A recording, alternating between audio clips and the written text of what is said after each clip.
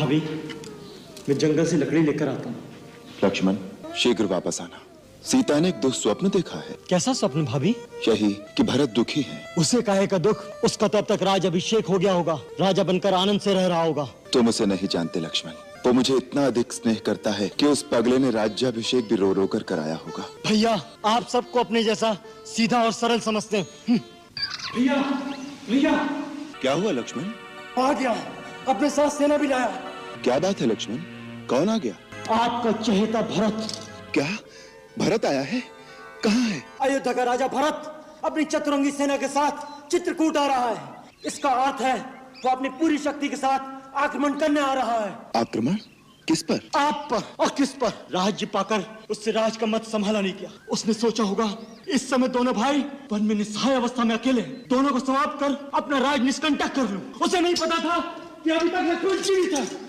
क्या अनर्गल बातें कर रहे हो लक्ष्मण? भरत की बुद्धि ऐसी कुटिल कभी नहीं हो सकती। क्यों? क्यों कुटिल नहीं हो सकती? जिसकी माँ की बुद्धि इतनी कुटिल हो तो उसके पुत्र की बुद्धि कुटिल क्यों नहीं हो सकती? यदि उसके हृदय में कपट नहीं होता तो अपने साथ हाथी, घोड़े और सेना लेकर नहीं चलता। भैया, भरत आपकी दृष्टि में एक साधु पुरुष हो सकता है, लेकिन राजमत पाने के बाद राज का मत किसी से सहा नहीं जाता। वो आपको निस्सहाय, बेसहारा समझकर आपकी हत्या करने आ रहा है। नहीं लक्ष्मण, नहीं। आपको मेरी सौगंध है भैया, आज मुझे मत रोकिएगा। मैं आपके चरणों की शपथ खाता हूँ, यदि मैंने क्षत्रिय कुल में जन्म लिया है और मैं सच्चा रघुवंशी हूँ तो आज वे दोनों रण क्षेत्र में मेरे हाथों मारे जाएंगे। जिस तरह एक सिंह हिरणों के झुंड को कुचल देता है, उसी तरह मैं उसकी चतुरंगनी सेना का नाश कर दूंगा। तभी ये मेरा धनुष धारण करना सार्थक होगा। भैया, यदि आज भगवान शंकर भी उसकी सहायता के लिए आ जाए तो मुझे राम की दुहाई है, मैं भरत को जीता नहीं छोड़ूंगा। भाभी, मैं जंगल से लकड़ी लेकर आता हूँ। लक्ष्मण, शीघ्र वापस आना। सीता ने एक दुःस्वप्न देखा है। कैसा स्वप्न भाभी? यही कि भरत दुखी है। उसे काहे का दुख? उसका तो अब तक राज अभिषेक हो गया होगा, राजा बनकर आनंद से रह रहा होगा। तुम उसे नहीं जानते लक्ष्मण।